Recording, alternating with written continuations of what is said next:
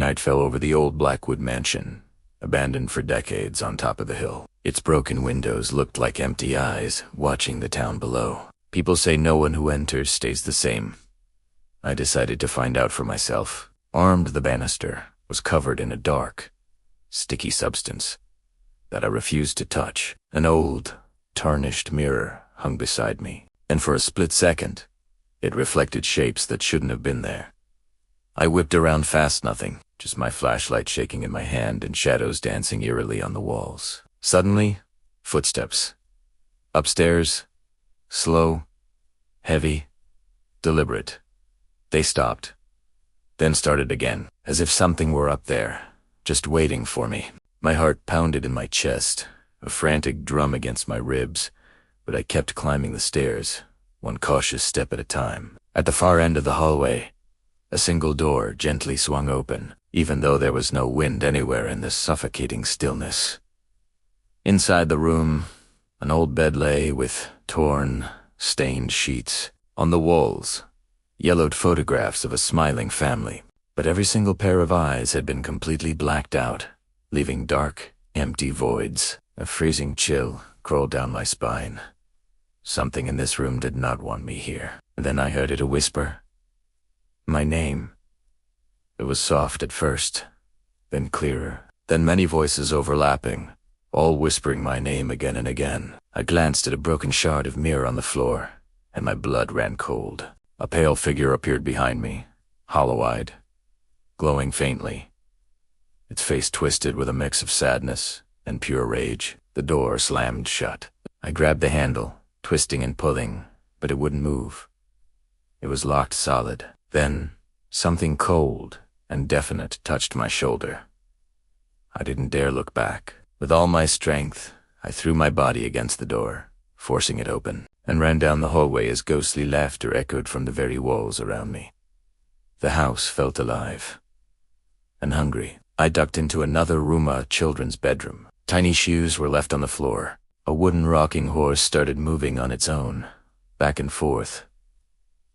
Back and forth. A music box on a dresser started playing a haunting lullaby, even though I was nowhere near it. Then, little handprints started appearing on the dusty windowpane, one after another. A child's voice whispered right in my ear.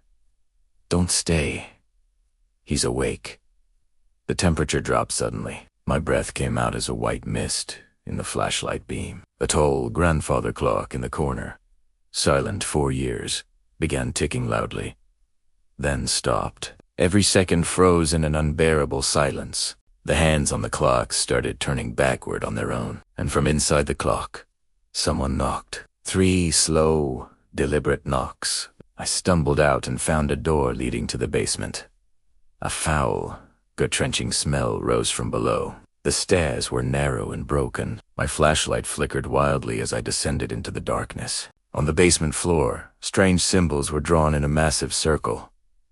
Black candles were melted down to nothing, yet their flames were still burning, casting, flickering, unnatural light. Shadows moved inside the circle. Figures formed and then disappeared in a blink. Voices called my name from every direction, louder now, angrier. Something invisible brushed past me, cold as ice. The circle on the floor began to pulse, a dim red light, like a leaven beating heart. And in that moment, I realized the horrible truth. The house wasn't haunted. The house itself was the ghost. I ran back upstairs as doors slammed shut all around me, trapping me in the labyrinthine halls. The entrance wouldn't open no matter how hard I pulled. Every window lit up from the inside, and dark silhouettes of people stood in every room, just staring at me. The pale figure appeared right in front of me, floating in midair, its mouth open in a silent, horrifying scream. Just then, the front door burst open. A freezing wind hurled me outside. I stumbled down the stone steps and ran.